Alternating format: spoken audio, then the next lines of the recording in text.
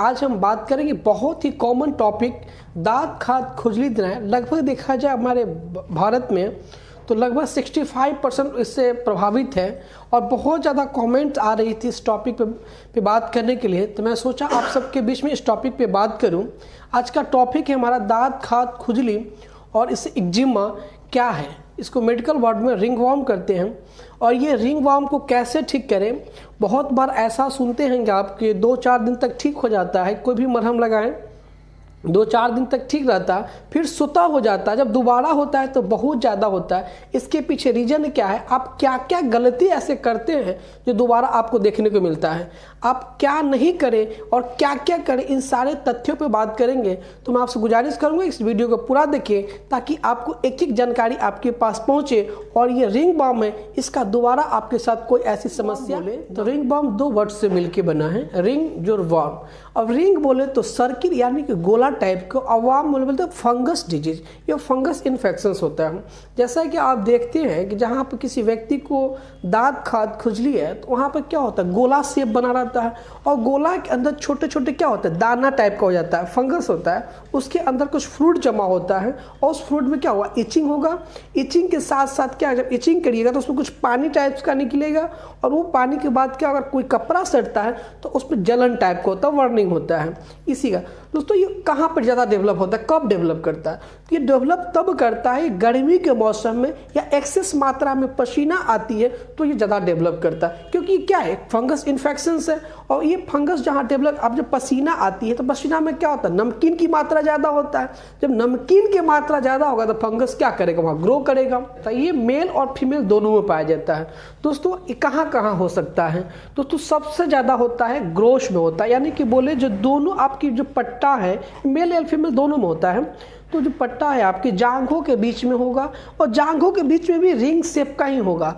दोस्तों देखा जाए महिलाओं में सबसे कॉमन है तो इंफ्रापेज मेमोराइज होता है, यानी कि जो ब्रेस्ट के नीचे जो सर्कल्स होते हैं उसके अंदर ज़्यादा होने की संभावना होता है। इसलिए होता है कि वहाँ पर पसीना का रुकाव होता है, वहाँ पर किसी भी प्रकार का एयर नहीं जाता है, यानी कि वहाँ पर ड्राई नहीं हो पाता। तो इसके कारण भी आपको वहाँ देखने को मिलेगा। साथ ही आपको स्किन में हो सकता है, आपके हाथ में हो सकता है, आपके पैर में हो सकता है, आपके माथे में हो सकता है, आपकी दाढ़ी में हो सकता है, जो बेड से उसमें हो सकता है। दोस्तों ये कभी कभी नाखून में भी देखने को मिलता है जो कि बहुत ही कॉमन है।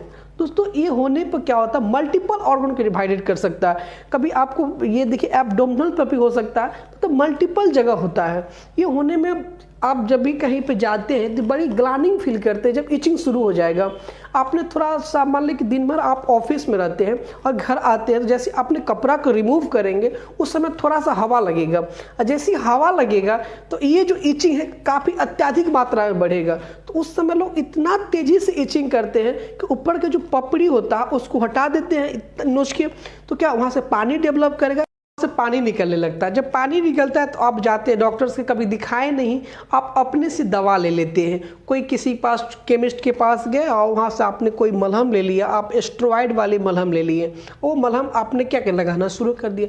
दोस्तों जैसे आप लगाना शुरू करेंगे तो बहुत बार ऐसा हम लोग सुने हैं कि 2-3 दिन लगाए, आपका दिनाय ठीक हो गया, आपका खुजली ठीक हो गया, तो आप बड़ी ज़्यादा खुश हो जाते हैं। अरे यार मैं उतना दिखाया लेकिन ठीक नहीं हुआ, जैसे मैंने आज ये मलहम लगाया मुझे फट से ठीक हो गया। चाहे आप 2-2 रुपया के जो मार्केट में दवा मिलती है जो कम प्राइस में, आप उसको लगाते हैं, काफ़ी ज़्यादा दर्द का भी सामना करते हैं लेकिन ठीक हो जाता है बस 2-3 दिन के लिए, तो आप जो बहुत ज़्यादा खुश हो जाए। दोस्तों जब आप स्टेरॉइड लगाते हैं तो एक चीज़ ध्यान रखना चाहिए कि आपने लगाया 2 से 3 दिन में तो ठीक तो हो जाएगा, आपकी जो जलन कम जाएगी, आपकी इचिंग कम जाएगी, जो बर्निंग एकदम कम जाएगी। लेकिन आपने कभी सोचा कि ये क्या है कम रहा है। दोस्तों ये कमता नहीं, ये अंडर्स में यानी कि जो स्किन की अंदर का लेयर है, अंदर के लेयर में ये फैलता है। स्टेरॉइड के कारण ये क्या कर अंदर फैलेगा कि पूरा वो मॉइस्चर बना देता है, हल्का बना देता है, तो अंदर फैलेगा। जैसे आपने दवा लगाना बंद करेंगे पुनः क्या करेगा, डेवलप करेगा। तो ये गलतियां हैं। आप जब स्टेरॉइड लगाते हैं तो इसको ध्यान रखें।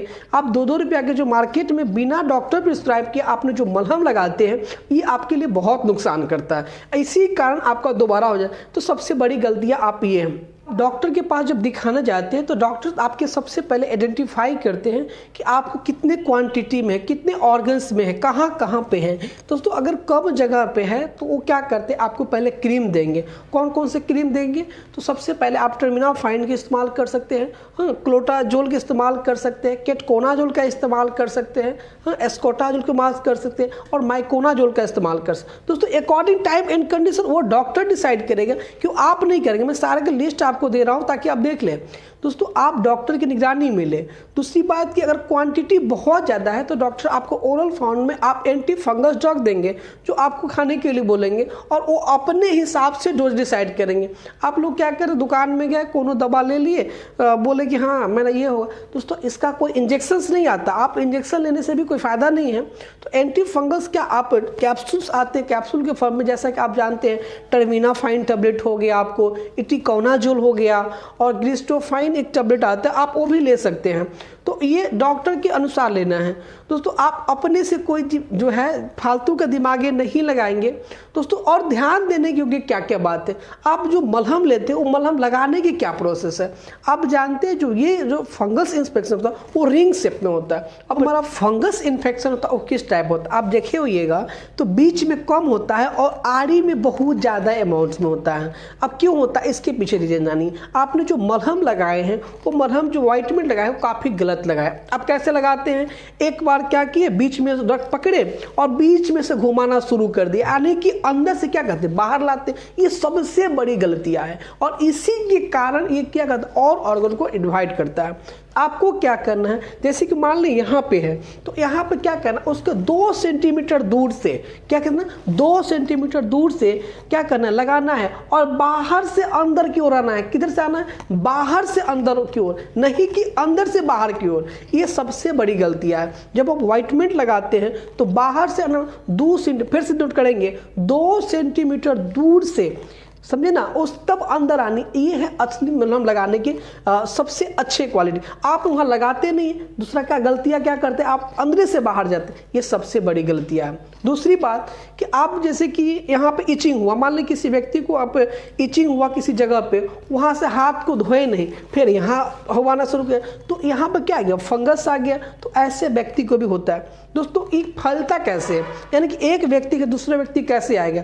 जैसे कि आप देखते हैं कि मैंने सबसे पहला कि मान ली आपको यहाँ पे फंगस इन्फेक्शन है, आपने किसी व्यक्ति को जाके अपने हाथ मिला लिया, चाहे आप किसी की जगह पर मैंने इचिंग किया और उसी जगह से बिना हाथ धोए किसी और ऑर्गन का आप छूते हैं तो वहाँ भी होने की संभावना है। दूसरा कि मान लें आप जिस टॉवेल का इस्तेमाल कर रहे हैं वो टॉवेल का कोई अदर पर्सन भी इस्तेमाल कर रहा है तो उसको भी होने की संभावना है। दोस्तों सबसे कॉमन है कि किसी व्यक्ति घर में अगर 8 पर्सन है जिसमें 1 पर्सन को फंगस इन्फेक्शन है और एक ही साबुन से सारे व्यक्ति हाथ धो रहे हैं, नहा रहे हैं, माथा धो रहे हैं तो उसको भी होने की संभावना है। दोस्तों मैं आप सबसे गुजारिश करूंगा कि जितने व्यक्ति है प्रत्येक व्यक्ति की अलग अलग साबुन होनी चाहिए, प्रत्येक व्यक्ति की अलग अलग टॉवेल होनी चाहिए। दोस्तों ये बहुत ही कॉमन देखा जाता है कि घर में लोग जो बाल सोटते हैं कंघी एक ही रखते हैं। अगर किसी व्यक्ति को अगर हेड में फंगस इन्फेक्शन है और उससे आपने बाल सोटा तो आपको भी होने की संभावना है, तो इसको भी ध्यान देना है। दोस्तों आपने बहुत बार देखते हैं कि डॉगी को लोग पालते हैं या कोई जानवर को पालते हैं, उससे बहुत ज़्यादा लगाव रखते हैं। अगर जानवर से को भी होगा तो आपने वहाँ पर टच करें तो आपको भी होने की संभावना है। दोस्तों इसको भी ध्यान देने योग्य बातें हैं। दोस्तों अब हमने बात करेंगे इससे बचाव क्या क्या करें। आप जानते हैं कि बहुत जगह जहाँ पर पानी की मात्रा है, आपने सुबह टहलने जाते हैं, जैसे वर्षा हो गया या किसी जगह पानी है तो वहाँ पर जो होता है ना फंगस इन्फेक्शन वो काफ़ी ज़्यादा ग्रो करता है। या फिर बाथरूम है, जहाँ पे बाथरूम उस सरफेस पर आप बिना चप्पल के जाते हैं तो वहाँ पर भी डेवलप करने की संभावना होता है। आपने गए वहाँ से बाथरूम वाला पानी लग गया या किसी टाइप्स के लगा तो आपने ऐसे चले आए तो वहाँ पर आपको डेवलप। तो अब देखिए क्या क्या करना है। आप सबसे पहले देखभाल में नंबर 1 ये करेंगे कि आप प्रत्येक दिन आप अंडरवियर को बदलेंगे। अगर आपकी पट्टा में है, आपकी जांघों के बीच में है या महिला है जिसको ब्रेस्ट के नीचे है तो अपना जो अंदर की कपड़ा है वो 100% कॉटन होना चाहिए और हमेशा ड्राई होना चाहिए। मान ली आपको पसीना आ रही है तो आप इसको फोकस करें कि वहाँ पर सूखा बना के रखें। अगर नमी बना के रखेंगे तो ये डेवलप करेगा। नंबर 1 जो आप कपड़ा पहनते हैं वो कपड़ा ढीला होना चाहिए और कॉटन का होना चाहिए। दूसरी बात, जो जगह पर आप सोते हैं उस जगह पर भी देखें वहाँ पर कोई पसीना का बहाव नहीं होता है। दोस्तों बहुत बार ऐसा होता है कि गर्मी का मौसम है, लोग नीचे जो कंबल हम लोग ओढ़ते हैं उसी को बिछा के सो जाते हैं, तो उससे क्या हो, नीचे से काफ़ी ज़्यादा गर्मी आएगा, तो गर्मी के कारण क्या पसीना छूटेगा, और पसीना में नमकीन है तो क्या फंगस फिर से डेवलप करेगा। तो इससे ध्यान देना और इसको अवॉइड करना है, प्रत्येक दिन नहाने की कोशिश करना है। और हाँ, जो साबुन है एक ही साबुन के सारे लोग इस्तेमाल नहीं करेंगे, इससे बचना है। और जो कपड़ा अंदर की जो कपड़ा पहनते हैं वो काफ़ी कॉटन होना चाहिए। दोस्तों अब हमने जाना कि अब मलहम अगर देते हैं तो मलहम कैसे लगाना है। सबसे पहले जिस पार्टिकल्स में उसे अच्छे से साफ़ कर लें, साफ़ करने के बाद एक अच्छे सूती कपड़े से उसको पहले सुखा लेंगे, तब मलहम लगाएंगे। और मलहम कैसे लगाएंगे, तो बाहर से अंदर की ओर जाना है। कहाँ जाना है, बाहर से अंदर की ओर जाना है, ना कि अंदर से बाहर। ये सबसे बड़ी गलतियां है। तो आई होप कि आप ये बात समझ गए होंगे कि गलतियां कहाँ कहाँ करते हैं। नंबर 1 गलती, आप जो स्टेरॉइड लगा के आप जल्दी से बीमारी ठीक करने की वजह से जो परेशान करते हैं, ये नंबर 1 गलती। नंबर 2 गलती, ध्यान नहीं देना, जैसे पसीना चल रहा है चलने दो। नंबर 2-3 गलती है कि आप जो है हाँ थोड़ा सा विटामिन डी की भी मात्रा लीजिए, सुबह के धूप में बैठिए, ये भी आपके लिए फ़ायदेमंद है। तो आप कॉटन कपड़ा इस्तेमाल करें, पसीना से बचें, और जो आप सोते हैं तो उसको भी ध्यान दें वहाँ से पसीना का प्रोसेस नहीं हो। दोस्तों आई होप कि इस वीडियो में मैंने हर टॉपिक पर डिस्कस किया। अगर किसी भी प्रकार का आपका कोई प्रॉब्लम्स है तो आप मुझे व्हाट्सअप में, मेरे व्हाट्सअप नंबर, आप इस अपना कंप्लेन को भेज सकते हैं और हमसे बात कर सकते हैं। दोस्तों अपना कीमती समय निकाल के वीडियो देखा, इसके लिए आपको तहे दिल से धन्यवाद। Thank you for watching.